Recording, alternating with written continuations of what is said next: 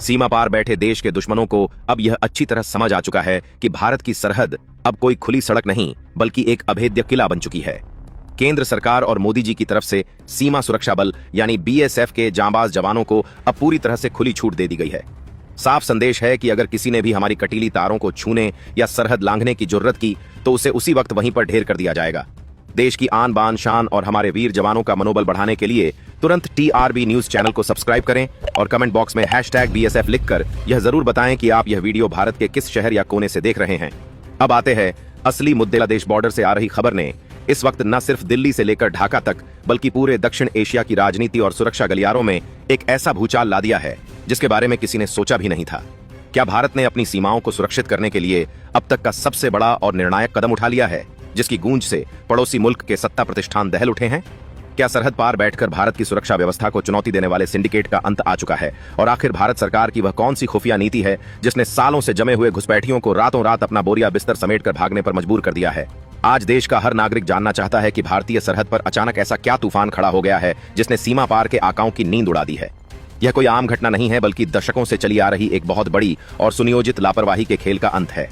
दशकों से खुली सीमाओं, कमजोर पहरेदारी और ढीले ढाले कानूनों का फायदा उठाकर जो लोग भारत में अवैध रूप से दाखिल होते थे, आज उनके पैरों तले जमीन पूरी तरह से खिसक चुकी है।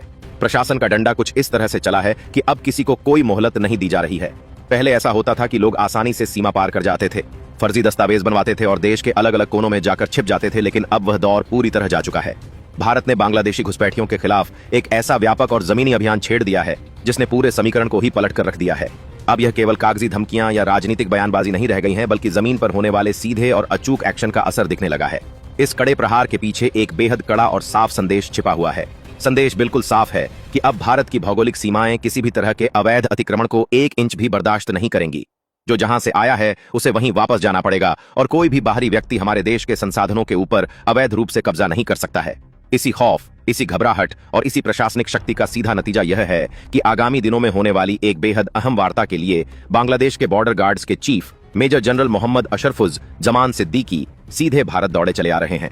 दिल्ली में होने वाली यह कोई साधारण मुलाकात नहीं है और न ही यह कोई नियमित बैठक है, बल्कि बांग्लादेश में नई सरकार के गठन के बाद यह पहला मौका है जब भारत की सीमा सुरक्षा बल यानी बीएसएफ और बांग्लादेश के बीजीबी के शीर्ष अधिकारी आमने सामने एक टेबल के ऊपर बैठने वाले हैं।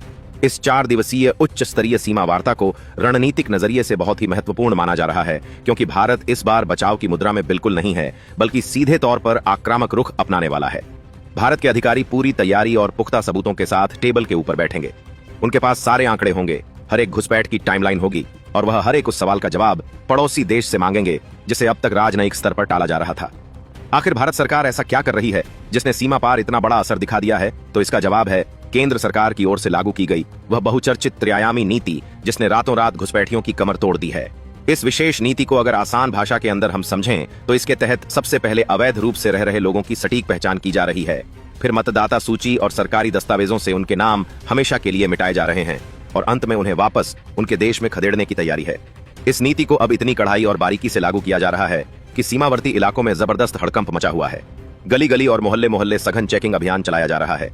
जो लोग सालों से फर्जी पहचान पत्र, जाली राशन कार्ड और नकली दस्तावेजों के सहारे देश के अलग अलग हिस्सों में छिपे बैठे थे, अब उनकी मुश्किलें लगातार बढ़ती जा रही हैं और उनका पूरा कच्चा चिट्ठा खोला जा रहा है। जांच एजेंसियां और स्थानीय प्रशासन एक दूसरे के साथ मिलकर घर घर की जानकारी जुटा रहे हैं और स्थानीय नागरिकों के साथ मिलकर एक ऐसा खुफिया नेटवर्क तैयार किया जा रहा है जहां बाहरी और अवैध लोगों की पहचान पलक झपकते ही हो जाती है। अवैध घुसपैठियों की पहचान कर उनके नाम वोटर लिस्ट से हटाने का यह अभियान अपने चरम पर पहुंच चुका है। केंद्र सरकार और गृह मंत्रालय ने सार्वजनिक मंचों से बिना किसी लाग लपेट के बिल्कुल स्पष्ट कर दिया है कि किसी भी अवैध प्रवासी या रोहिंग्या को किसी भी कीमत पर बख्शा नहीं जाएगा। लेकिन यहां सरकार ने सिर्फ प्रशासनिक डंडे का इस्तेमाल नहीं किया है बल्कि एक बहुत बड़ा मनोवैज्ञानिक दांव भी चल दिया है। सरकार की तरफ से यह साफ संदेश दे दिया गया है कि जो लोग खुद अपनी मर्जी से अपने देश वापस लौटना चाहते हैं वे लौट जाएं। उन पर कोई दंडात्मक कानूनी कार्रवाई नहीं की जाएगी और उन्हें सुरक्षित वापस जाने का एक मौका दे दिया जाएगा। यह एक ऐसी चाल है जिसने सीधे घुसपैठियों के दिमाग पर गहरा असर किया है। उन्हें अच्छी तरह समझ में आ गया है कि अगर वह जांच में पकड़े गए तो उन्हें लंबी सजा काटनी पड़ेगी, उन पर भारी जुर्माना लगेगा और उनके पास बचने का कोई कानूनी रास्ता नहीं बचेगा। इस मनोवैज्ञानिक दबाव और कानूनी खौफ का असर यह हुआ कि अब भारी जुर्माने और लंबी जेल के डर से हजारों की संख्या में अवैध प्रवासी खुद ही रातों रात वापस लौटने लगे हैं। यह भारत की बहुत बड़ी रणनीतिक जीत मानी जा रही है, जहां बिना किसी बल प्रयोग के केवल कानून के खौफ और प्रशासनिक शक्ति से ही उल्टी वापसी शुरू हो गई है। रातों रात लोग अपने अवैध ठिकाने छोड़कर भाग रहे हैं। रेलवे स्टेशनों, बस अड्डों और सीमावर्ती कस्बों में अचानक ऐसे लोगों की भीड़ देखी जा रही है जो चुपचाप इस देश को छोड़कर वापस अपनी जमीन पर लौट जाना चाहते हैं। प्रशासन भी उन्हें रोकने की बजाय इस बात पर पैनी नजर रखे हुए है कि उनकी वापसी बिना किसी सुरक्षा विवाद के पूरी हो जाए। इस पूरे एक्शन और इस पूरी कहानी में सबसे बड़ा गेम चेंजर राज्य साबित हुआ है पश्चिम बंगाल। पश्चिम बंगाल में हुए प्रशासनिक बदलावों और नई व्यवस्था के बाद घुसपैठियों पर कार्रवाई बहुत अचानक और अप्रत्याशित रूप से तेज हो गई है। यह एक ऐसा राज्य है जिसकी भूमिका इस पूरे मामले में सबसे ज्यादा महत्वपूर्ण रही है, क्योंकि भारत और बांग्लादेश के बीच कुल 4096 किलोमीटर लंबी सीमा लगती है, जिसका एक बहुत बड़ा हिस्सा यानी करीब 2216 किलोमीटर अकेले पश्चिम बंगाल से सटा हुआ है। इतनी लंबी सीमा होने के कारण यहाँ ऐसी अवैध गतिविधियां और घुसपैठ सबसे ज्यादा होती थीं, लिहाजा वहां के प्रशासन का रुख सबसे ज्यादा मायने रखता है।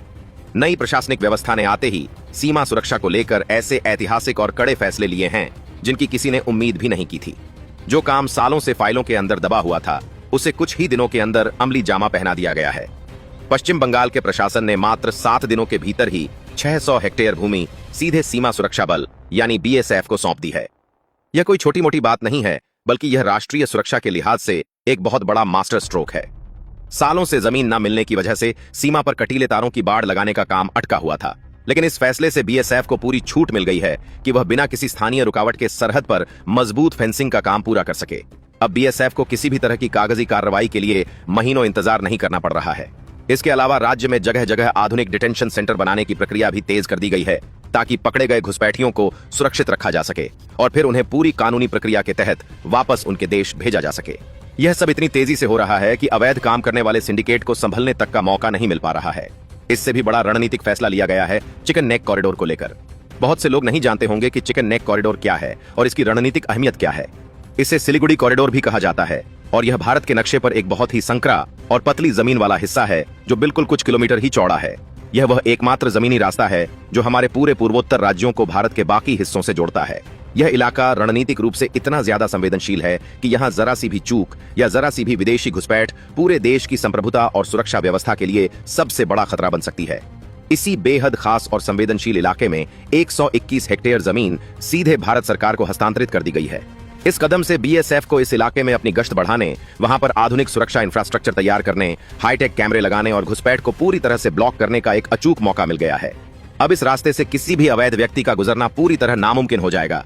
जब जमीन पर इतने बड़े पैमाने पर काम हो रहा हो और बॉर्डर को इतने सख्त तरीके से सील कर दिया गया हो, तो ढाका की चिंता बढ़ना पूरी तरह लाजमी है। दिल्ली में होने वाली बीएसएफ और बीजीबी की बैठक में भारत इन्हीं सब मुद्दों के ऊपर अपना सबसे सख्त रुख दिखाने वाला है। भारतीय प्रतिनिधिमंडल का नेतृत्व कर रहे बीएसएफ के महानिदेशक प्रवीण कुमार इस बार कोई कोताही बरतने के मूड में नहीं हैं। उनके पास हर एक उस घटना का ब्यौरा है जहां हमारी सीमाओं पर अंतर्राष्ट्रीय नियमों को तोड़ा गया है। भारत इस बैठक में बांग्लादेश के सामने सबसे पहले और सबसे मजबूती से जो मुद्दा रखेगा वह है सीमा पर बीएसएफ जवानों और भारतीय नागरिकों पर होने वाले जानलेवा हमले। यह एक ऐसा संवेदनशील मुद्दा है जिस पर अब भारत कोई समझौता नहीं करने वाला है। अक्सर देखा गया है कि जब भी बीएसएफ के जवान तस्करों या फिर घुसपैठियों को रोकने की कोशिश करते हैं, तो सीमा पार के अपराधी एकजुट होकर भीड़ की शक्ल में जवानों के ऊपर धारदार हथियारों, लाठियों और पत्थरों से हमला कर देते हैं। अंधेरे का फायदा उठाकर यह अपराधी जवानों को घेरने की कोशिश करते हैं, लेकिन भारत अब इसे किसी भी सूरत में बर्दाश्त नहीं करेगा। भारत इस बैठक में साफ शब्दों के अंदर चेतावनी देने वाला है कि अगर हमारे जवानों पर उंगली भी उठाई गई या उन पर कोई भी हमला हुआ तो उसका अंजाम बहुत बुरा होने वाला है, क्योंकि देश के जवानों की सुरक्षा सर्वोपरि है। बांग्लादेशी अपराधियों और उग्रवादी तत्वों की इस दुस्साहसिक गतिविधि पर पूरी तरह से लगाम कसने के लिए भारत एक ठोस और जवाबदेह मैकेनिज्म की मांग करेगा, जिसके तहत सीमा पार बैठे उन तस्करों के आकाओं पर कड़ी कानूनी कार्रवाई की जा सके और उन्हें गिरफ्तार किया जा सके। इसके साथ ही एक और बेहद संवेदनशील मुद्दा है बांग्लादेश की धरती से सक्रिय होने वाले भारतीय उग्रवादी गुटों का। भारत के पास इसके पुख्ता खुफिया इनपुट हैं और सुरक्षा एजेंसियों की पक्की रिपोर्ट है कि कुछ अलगाववादी और उग्रवादी तत्व पड़ोसी देश की जमीन का इस्तेमाल भारत के खिलाफ साजिश रचने, अवैध फंड इकट्ठा करने और छिपने के लिए करते हैं।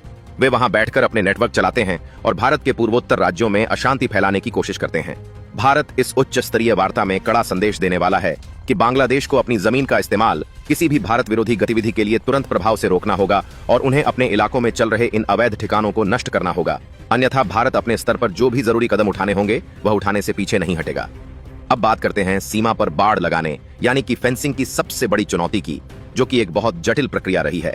भारत और बांग्लादेश सीमा पर लगभग 860 किलोमीटर का हिस्सा ऐसा है जहां अभी भी भौगोलिक कारणों से फेंसिंग का काम अधूरा है। इसमें से करीब 174 किलोमीटर का इलाका तो ऐसा है जहां नदियां, पहाड़, घने जंगल और दलदली जमीन है। कई जगहों पर तो नदियां अपना रास्ता बदल लेती हैं, जिससे वहां कोई पक्की दीवार या फिर लोहे की पारंपरिक बाड़ लगाना बेहद मुश्किल हो जाता है। वहां पारंपरिक तरीके से काम करना लगभग नामुमकिन है, लेकिन भारत ने अब इसका भी तकनीकी तोड़ निकाल लिया है। भारत रुकने वाला नहीं है और भारत इस बैठक में सिंगल रो फेंसिंग यानी कि एसआरएफ का बड़ा और आधुनिक प्लान सामने रखने वाला है। यह सिंगल रो फेंसिंग कोई साधारण बाड़ नहीं होती है, बल्कि इसमें आधुनिक sensor, laser lights, thermal imaging कैमरे और मोशन डिटेक्टर लगे होते हैं। अगर कोई रात के अंधेरे में या कोहरे में भी इसे पार करने की कोशिश करता है तो तुरंत मुख्य कंट्रोल रूम में अलार्म बज जाता है। भारत स्पष्ट कर देगा कि भौगोलिक चुनौतियों के बावजूद वह अपने हिस्से की पूरी सीमा को पूरी तरह से सील करके ही रहेगा और इसमें बांग्लादेश की तरफ से कोई अड़ंगा या विरोध नहीं आना चाहिए। फेंसिंग का यह काम तेज होने से मवेशी तस्करी, मानव तस्करी और अवैध घुसपैठ पर एक स्थायी और मजबूत ब्रेक लग जाएगा, जिससे सीमा पर होने वाले हर तरह के अपराध अपने आप शून्य पर आ जाएंगे। आज के डिजिटल और आधुनिक युग में खतरे केवल जमीन तक सीमित नहीं हैं, बल्कि आसमान से भी कई चुनौतियां लगातार आ रही हैं, जो सुरक्षा एजेंसियों के लिए सिरदर्द बन रही हैं। सीमा पर ड्रोन घुसपैठ और हवाई सीमा उल्लंघन के मामले पिछले कुछ समय में देखे गए हैं। तस्कर अब बहुत चालाक हो गए हैं और वे नशे की खेप, जाली नोट और छोटे हथियारों को भारतीय सीमा में गिराने के लिए छोटे लेकिन हाईटेक ड्रोन का इस्तेमाल कर रहे हैं। रात के अंधेरे में उड़ने वाले इन ड्रोनों को पकड़ना बहुत मुश्किल होता है, लेकिन भारत इस बैठक में इस मंडराते खतरे को लेकर भी अपनी गहरी चिंता दर्ज कराएगा और एक ऐसा साझा एंटी ड्रोन सिस्टम बनाने का भारी दबाव डालेगा जिससे इस आधुनिक खतरे को हवा में ही खत्म किया जा सके। भारत साफ करेगा कि सीमा पार से उड़ने वाला कोई भी अवैध ड्रोन अब सीधे मार गिराया जाएगा और इसमें किसी भी तरह की ढील नहीं दी जाएगी। ऐसा नहीं है कि इस बैठक में केवल भारत ही अपने मुद्दे रखेगा और अपनी बात कहेगा, बल्कि बांग्लादेश की अपनी भी कुछ शिकायतें और दलीलें हैं। बॉर्डर गार्ड बांग्लादेश की तरफ से सबसे बड़ा मुद्दा सीमा पर होने वाली मौतों का उठाया जाता है। उनका हमेशा से यह आरोप होता है कि बीएसएफ की फायरिंग में उनके नागरिक मारे जाते हैं और वे इस पर अपना विरोध जताते हैं, लेकिन भारतीय सीमा सुरक्षा बल का इस पर रुख हमेशा से ही शीशे की तरह साफ रहा है और इस बार भी वह अपने इसी कड़े स्टैंड पर कायम रहेगा। बीएसएफ बार बार यह स्पष्ट करता है कि भारतीय जवान कभी भी अपनी तरफ से पहल नहीं करते हैं और वे बिना किसी उकसावे या ठोस वजह के किसी पर गोली नहीं चलाते हैं। वे केवल और केवल आत्मरक्षा में ही अपने हथियारों का इस्तेमाल करते हैं जब उनकी जान पर बनाती है। भारत की नीति रही है कि सीमा पर गैर घातक हथियारों यानी stun grenade, pump action gun और रबर बुलेट का ही इस्तेमाल किया जाए ताकि किसी की जान ना जाए। लेकिन जब अंतर्राष्ट्रीय तस्करों का समूह घातक हथियारों से लैस होकर अचानक जवानों पर जानलेवा हमला कर दे, उन्हें चारों तरफ से घेर ले और जवानों या स्थानीय भारतीय नागरिकों की जान को खतरा पैदा हो जाए, तब अपनी ड्यूटी और देशवासियों की रक्षा के लिए जवानों को मजबूरन सख्त कदम उठाने पड़ते हैं। भारत इस वार्ता में भी यही साफ करेगा कि अगर घुसपैठ और तस्करी रुकेगी, अगर उधर से लोग अवैध तरीके से सरहद पार करना बंद कर देंगे, तो सीमा पर कोई भी हिंसक घटना नहीं होगी। यह जिम्मेदारी पूरी तरह से पड़ोसी देश की है कि वह अपने नागरिकों को सख्त हिदायत दे और उन्हें अवैध रूप से सीमा पार करने से रोके। कुल मिलाकर भारत बांग्लादेश सीमा पर बदलते इन हालातों और भारत के इस बेहद आक्रामक रवैये ने ढाका में जबरदस्त टेंशन पैदा कर दी है। दिल्ली में होने वाली यह वार्ता मात्र कोई औपचारिक चाय पर चर्चा नहीं है, जहां लोग सिर्फ हाथ मिलाएंगे और तस्वीरें खिंचवाएंगे, बल्कि यह भारत की राष्ट्रीय सुरक्षा से जुड़ा एक बहुत बड़ा और निर्णायक मिशन है। भारत ने अपने कड़े रुख से सीमा पार को यह स्पष्ट संदेश दे दिया है कि अब दोस्ती अपनी जगह है, राजनयिक रिश्ते अपनी जगह हैं, लेकिन देश की सुरक्षा सर्वोपरि है। सुरक्षा के मामले में कोई रियायत बर्दाश्त नहीं की जाएगी और ना ही कोई समझौता किया जाएगा। यही सबसे बड़ा कारण है जिसने बांग्लादेश को बातचीत की मेज पर आने के लिए पूरी तरह से मजबूर किया है। जब बांग्लादेशी घुसपैठिए उल्टे पांव वापस लौटने लगे, जब बंगाल में नई व्यवस्था ने रातों रात फेंसिंग के लिए जमीनें देना शुरू कर दिया, जब चिकन नेक जैसे अहम इलाके सुरक्षित किए जाने लगे और जब भारत की इस सख्त नीति ने अपना असली रूप दिखाना शुरू कर दिया, तब जाकर पड़ोसी देश के अधिकारियों को समझ में आया कि अब हालात उनके नियंत्रण से बाहर जा चुके हैं। अब वह पुरानी वाली बात नहीं रही जहां सिर्फ वादे किए जाते थे और काम को सालों तक लटका दिया जाता था। सीमा सुरक्षा का यह नया ब्लूप्रिंट, फेंसिंग की नई रफ्तार और डिपोर्टेशन की यह सख्त नीति मिलकर भारत बांग्लादेश सीमा का पूरा समीकरण हमेशा के लिए बदलने वाली है। जैसे जैसे दिल्ली में होने वाली इस बेहद अहम वार्ता की तारीख नजदीक आती जा रही है, वैसे वैसे सीमा से लेकर राजधानी तक प्रशासनिक हलचल और तेज होती जा रही है। सुरक्षा एजेंसियां लगातार अपनी विस्तृत रिपोर्टें तैयार कर रही हैं, खुफिया इनपुट्स का गहराई से विश्लेषण किया जा रहा है और उन सभी बिंदुओं को अंतिम रूप दिया जा रहा है जिन्हें बातचीत की मेज पर मजबूती से रखा जाना है। लेकिन इस पूरी कहानी का सबसे दिलचस्प पहलू यह है कि इस बार चर्चा केवल सीमा सुरक्षा तक सीमित रहने वाली नहीं है, बल्कि इसके पीछे आर्थिक, सामरिक और कूटनीतिक समीकरणों की एक बहुत बड़ी परत भी जुड़ी हुई है। सूत्रों की माने तो सीमा पर लगातार बढ़ाई जा रही निगरानी और सख्ती का असर अब उन सिंडिकेट्स और नेटवर्क्स पर भी दिखाई देने लगा है जो वर्षों से अवैध गतिविधियों के जरिए मोटी काली कमाई कर रहे थे। जिन रास्तों का इस्तेमाल कभी तस्करी, अवैध आवाजाही और गैर कानूनी कारोबार के लिए धड़ल्ले से किया जाता था, वहां अब 24 घंटे आधुनिक उपकरणों से निगरानी रखी जा रही है और यही वजह है कि कई ऐसे नेटवर्क अचानक पूरी तरह से ठप हो गए हैं जिनका अस्तित्व वर्षों से बना हुआ था। यही कारण है कि सीमा के दोनों ओर एक अजीब सी बेचैनी का माहौल बढ़ता जा रहा है। अब सबसे बड़ा सवाल यह है कि आखिर आने वाले दिनों में सीमा प्रबंधन की तस्वीर कैसी रहने वाली है। क्या यह सख्ती कुछ समय के लिए है या फिर भारत अब सीमा प्रबंधन का एक बिल्कुल नया और स्थायी मॉडल लागू करने जा रहा है। सुरक्षा विशेषज्ञों का मानना है कि पिछले कुछ वर्षों में आधुनिक तकनीक ने सीमा सुरक्षा के पूरे ढांचे को बदल कर रख दिया है। अब केवल जवानों की शारीरिक तैनाती ही सुरक्षा की गारंटी नहीं मानी जाती, बल्कि कैमरे, सेंसर, निगरानी टावर, ड्रोन, डेटा एनालिटिक्स और रियल टाइम कमांड सिस्टम भी उतने ही महत्वपूर्ण हो चुके हैं।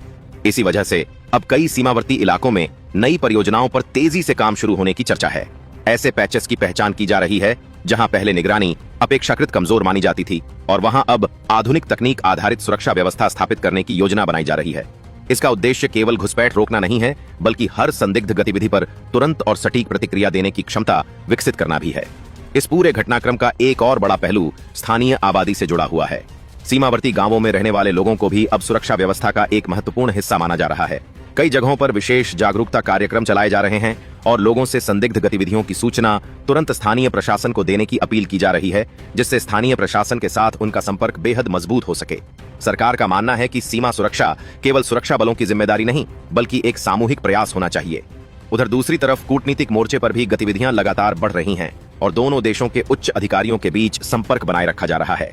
कई ऐसे जटिल मुद्दे हैं जिन पर बातचीत के जरिए समाधान निकालने की कोशिश की जा रही है, लेकिन यह भी पूरी तरह साफ है कि भारत इस बार अपने सुरक्षा हितों को लेकर कोई ढील देने के मूड में दिखाई नहीं देता।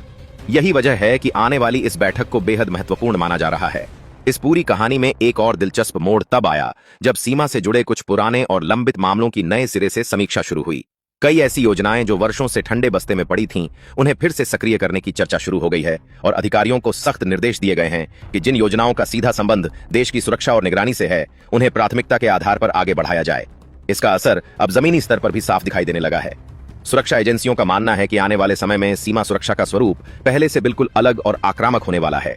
अब केवल घटना होने के बाद प्रतिक्रिया देने की रणनीति नहीं, बल्कि संभावित खतरों को पहले ही पहचान कर उन्हें सीमा पार ही रोकने की नीति अपनाई जा रही है। यही कारण है कि कई बेहद संवेदनशील इलाकों में अतिरिक्त संसाधन भेजे जा रहे हैं और निगरानी व्यवस्था को पहले से कहीं अधिक मजबूत किया जा रहा है। राजधानी दिल्ली में भी इस मुद्दे को लेकर लगातार उच्च स्तरीय बैठकें हो रही हैं। अधिकारियों से विस्तृत जमीनी रिपोर्ट मांगी जा रही है और हर संभावित परिस्थिति के लिए अलग अलग रणनीतियां तैयार की जा रही हैं।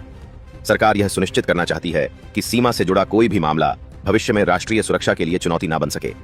उधर सीमा के पास रहने वाले स्थानीय लोगों का भी कहना है कि पिछले कुछ समय में सुरक्षा व्यवस्था में बहुत बड़ा और स्पष्ट बदलाव देखने को मिला है, क्योंकि गश्त बहुत ज्यादा बढ़ चुकी है, तकनीकी निगरानी सख्त हो चुकी है और प्रशासनिक सक्रियता भी पहले की तुलना में कई गुना अधिक दिखाई दे रही है।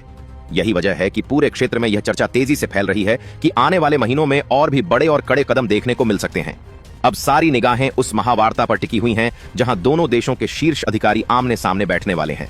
यह केवल एक बैठक नहीं, बल्कि आने वाले वर्षों की सीमा नीति की दिशा तय करने वाला सबसे महत्वपूर्ण पड़ाव माना जा रहा है और जो फैसले वहां होंगे, उनका असर केवल सीमावर्ती इलाकों तक सीमित नहीं रहेगा, बल्कि पूरे क्षेत्र की सुरक्षा, स्थिरता और भू राजनीति पर पड़ना तय है।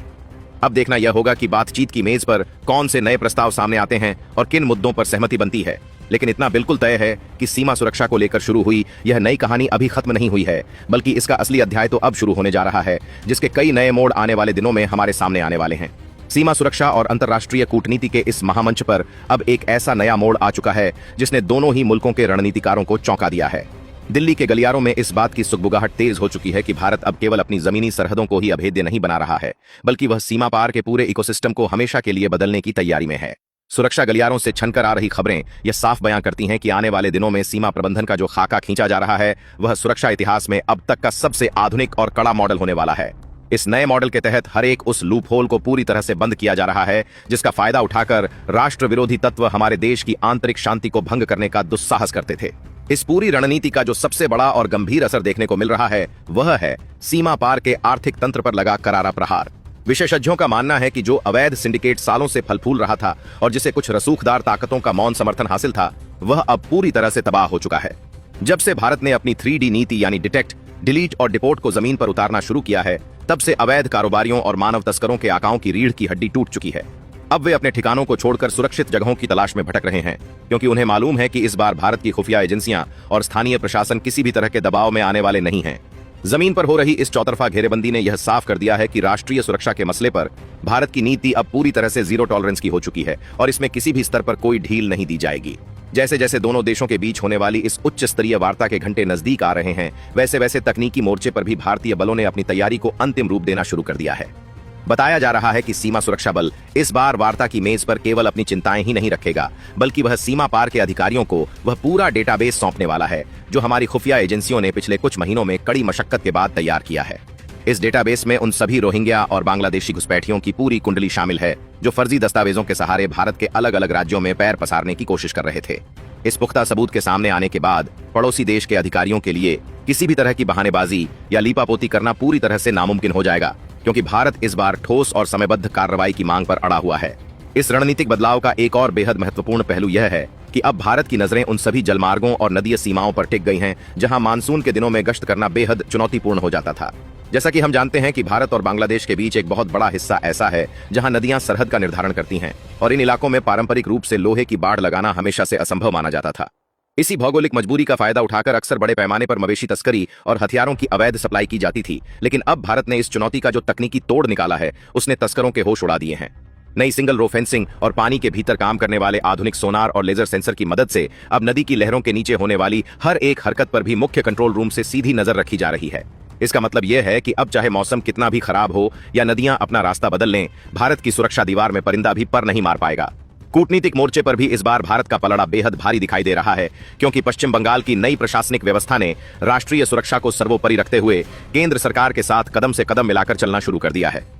इतिहास गवाह है कि पहले जब भी सीमा सुरक्षा या बाढ़ लगाने के लिए जमीन अधिग्रहण की बात आती थी तो स्थानीय राजनीति और कागजी कार्रवाइयों के फेर में मामले सालों साल लटके रहते थे, जिससे देश की सीमाओं की पहरेदारी कमजोर पड़ती थी। लेकिन अब वह राजनीतिक इच्छा शक्ति साफ दिखाई दे रही है जिसकी देश को लंबे समय से जरूरत थी। पश्चिम बंगाल में भूमि हस्तांतरण की प्रक्रिया को जिस तेज गति से पूरा किया गया है उसने यह साबित कर दिया है कि जब बात देश की एकता और अखंडता की आती है तो पूरा तंत्र एक होकर काम करता है।